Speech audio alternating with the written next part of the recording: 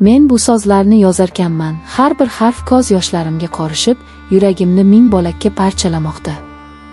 Qalbimning eng tubida saqlagan, hech kimga aytolmagan, aytishga haqqim ham bo'lmagan o'sha mudhish sirimni bugun oq qog'ozga to'kmoqchiman. Mening ismim sirligicha qolsin. Chunki mening qismatim qora la'nat tamg'asi bosilgan qismat. Men oddiy qiz emasman, men o'zining tugishgan akasiga ko'ngil qo'ygan, bu dunyoda tiriklayin do'zax olovida yonayotgan gunohkorman. Biz bir oilada, bir hovlida, bir ota-onaning mehri og'ushida ulg'aydik. Akam mendan 4 yosh katta edi. Bolaligimni eslasam, faqat uning menga qilingan hamxo'rliklari ko'z oldimga keladi. U mening himoyachim, sirdoshim, eng yaqin do'stim edi. Yiqilib tushsam tizzamning qonini artib yupatgan ham, boshqalar xafa qilsa o'rtaga tushgan ham u edi. Bizni bolaligimiz hammada bo'lgani kabi bexubor, toza o'tdi. Ammo yillar o'tib, men ulg'aygan sari ichimda tushunarsiz, sirli va juda qo'rqinchli bir tuyg'u ildiz ota boshladi. 16 yoshga to'lgan bahorim edi. Bir kuni uning bog'da ishlab, terlab ketgan yuzini, kuchli qo'llarini va menga qarab jilmaygan ko'zlarini ko'rdim-u, yuragim negadir qattiq urib ketdi. Boshida bu hissiyotni tushunmadim. O'zimni aldadim. Lekin vaqt o'tgani sari unga shunchaki aka sifatida qaray olmasligimni anglab yetdim. Uning ovozini eshitsam vujudim titrar, uyga kelishini intizorlik bilan kutar, unga tasodifan tegib ketsam, butun tanamni elektr toki urgandek bo'lardi.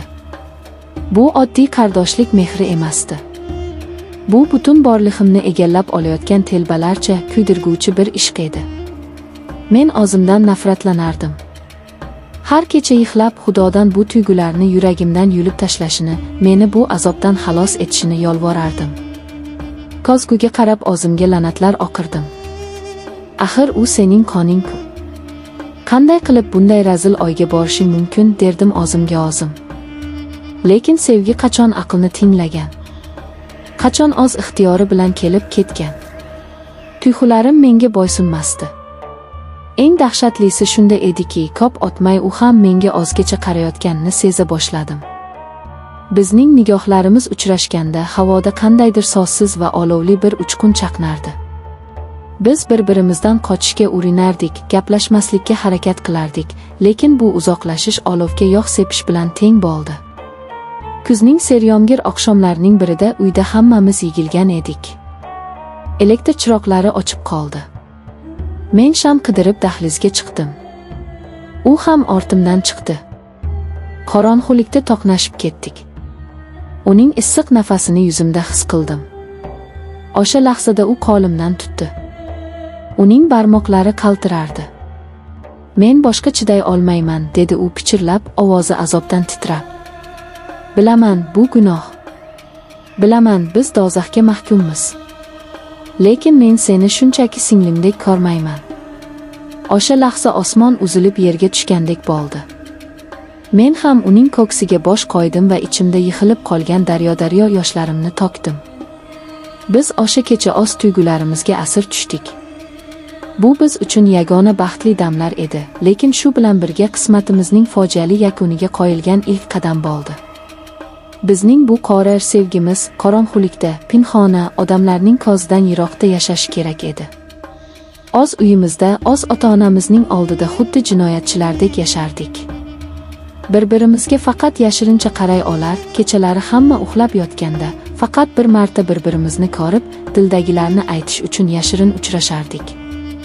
Bu qanday dahshatli ruhiy azob ekanligini hech kim tushunmaydi.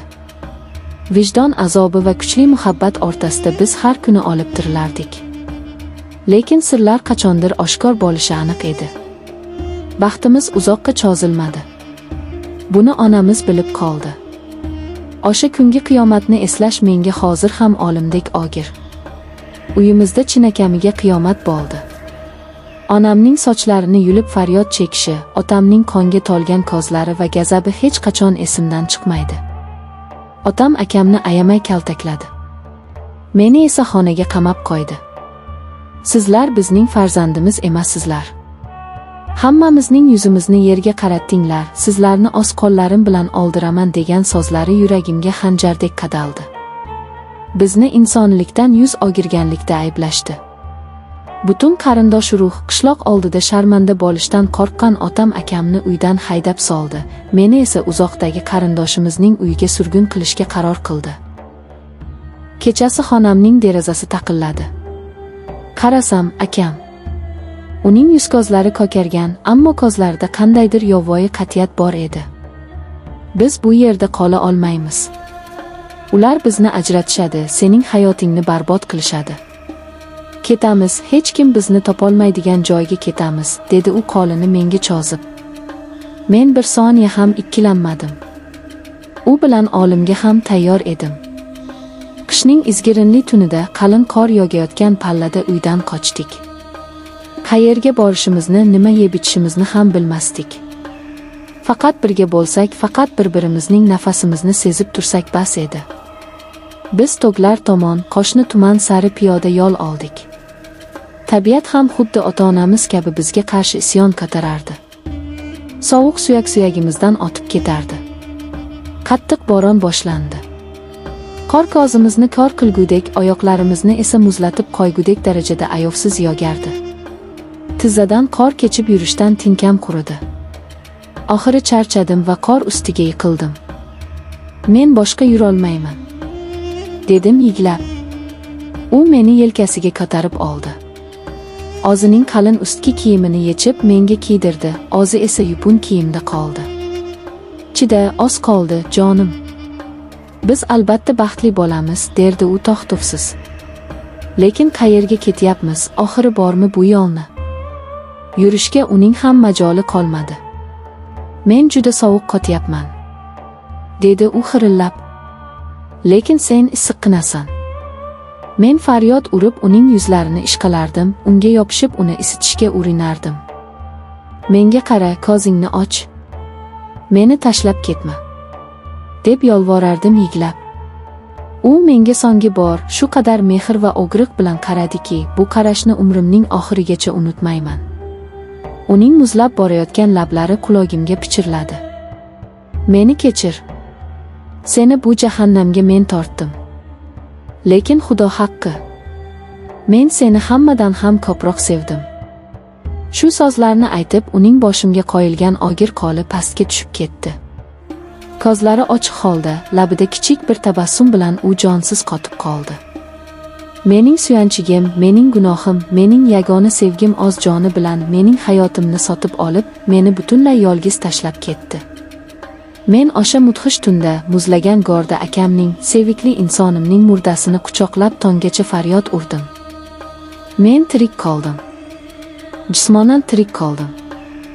Ammo o'sha tunda mening qalbim, mening ruhim o'sha yerda, uni yonida muzlab olgan edi. Hozir men olis bir qishloqda, yolg'izlikda yashayman. Oila a'zolarim mendan butunlay voz kechishgan. Odamlar menga pastkash, gunohkor, o'z akasining qotili deb qarashadi. Ha, men gunohkorman. Bu azoblar menga munosib. Lekin har tun ko'zimni yumsam, uning o'sha so'nggi qarashi, menga o'z kiyimini kiydirib, muzlab borayotgan tanasi ko'z oldimga keladi. Men Xudodan faqat bitta narsani, tezroq jonimni olishini yolvorib so'rayman. Menga faqat olimgina najot bera oladi. Chunki umid qilamanki, narigi dunyoda Xudoning oldida qon rishtalari ahamiyatini yo'qotadi va biz do'zax olovida bo'lsa ham aka-singil emas, shunchaki bir-biriga intilgan oshiq sifatida abadiy birga bo'lamiz.